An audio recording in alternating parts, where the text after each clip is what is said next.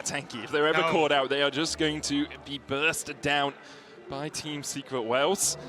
See, and there's the tank, there's the Ornn, gives you a bit of long-range engage as well, follow-up for the Rakan if he goes in, or even initiation with that call of the Forge God.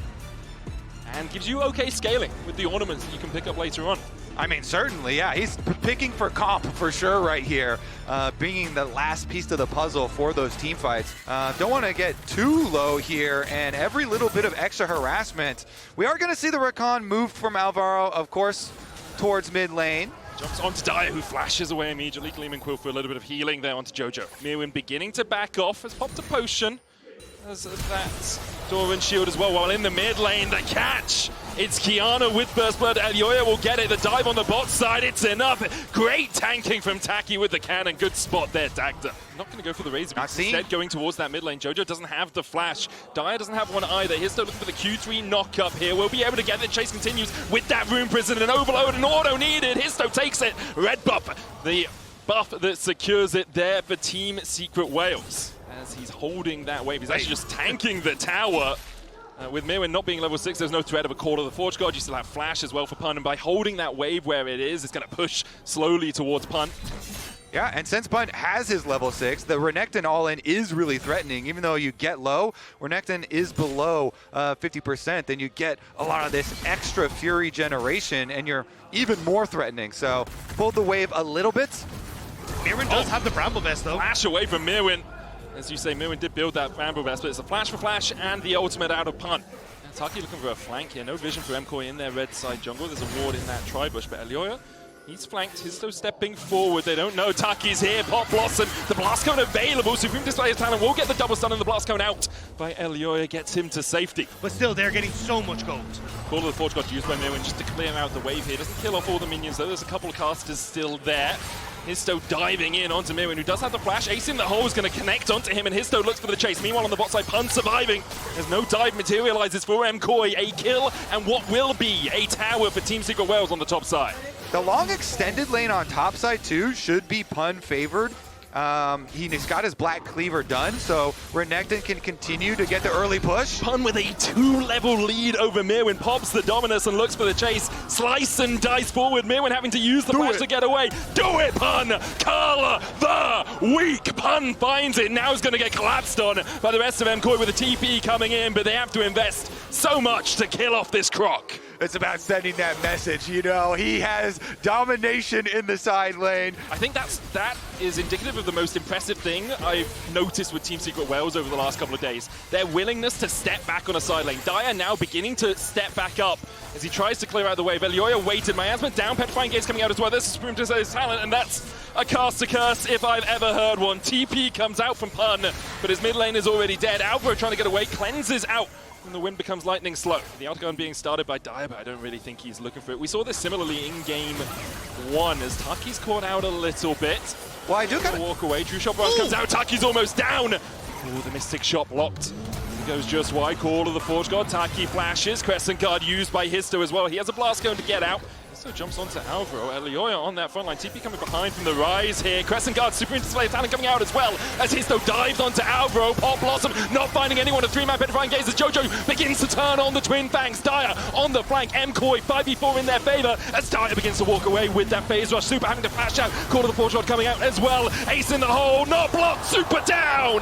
The sniper finds his man as Eddie gets 1. But Team Secret Wales have lost 2 in the fight. 3 so far, in fact, as we see Pun falling. Elyoya, Alvaro, and Jojo on the chase. Dire all on his lonesome, caught out by MKOI. They'll find a 4-for-1 somehow. And now they will get the Otacon. MKOI fight their way out of it. TSW, they called their play. They teleport the Rise in. He's the damage dealer that MKOI have. And Alvaro with some big setup work there as well on the Rakan, locking them up.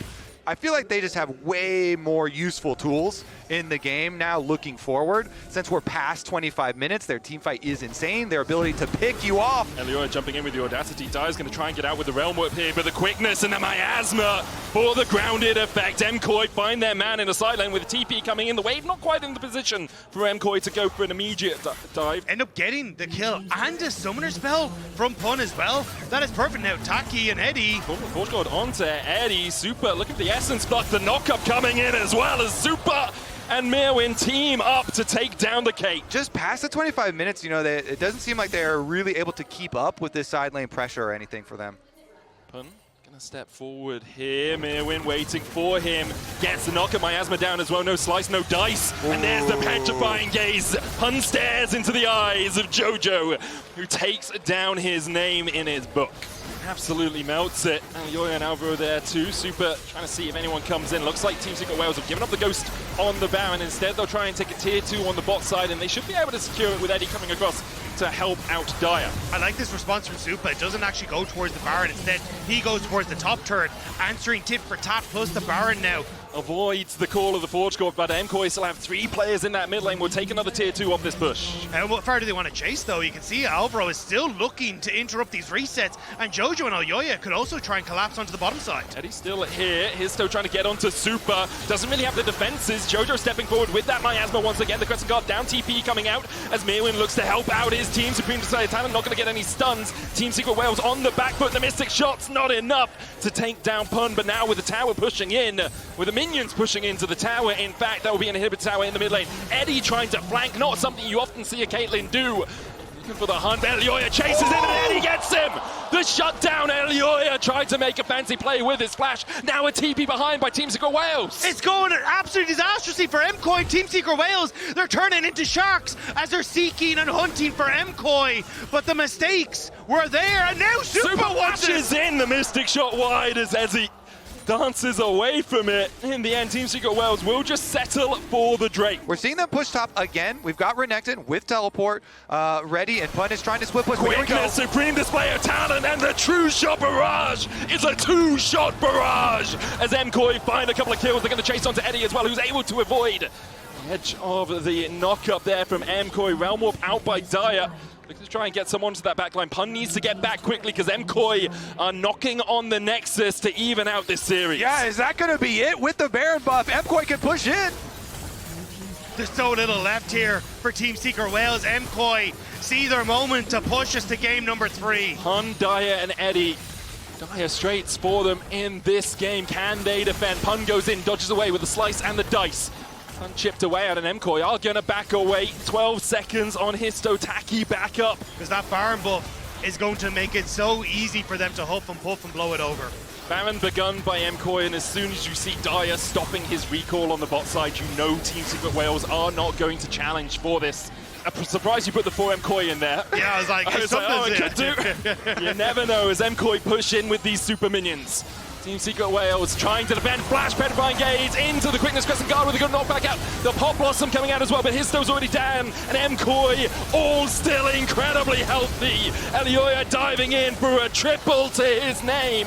Pun on the fountain will find one. A quadra. In fact, Super gets the last. But MKOI will even out the series 1-1. MKOI found the fights that they needed to bring that game back, to keep themselves at World 2025 and give themselves another chance here.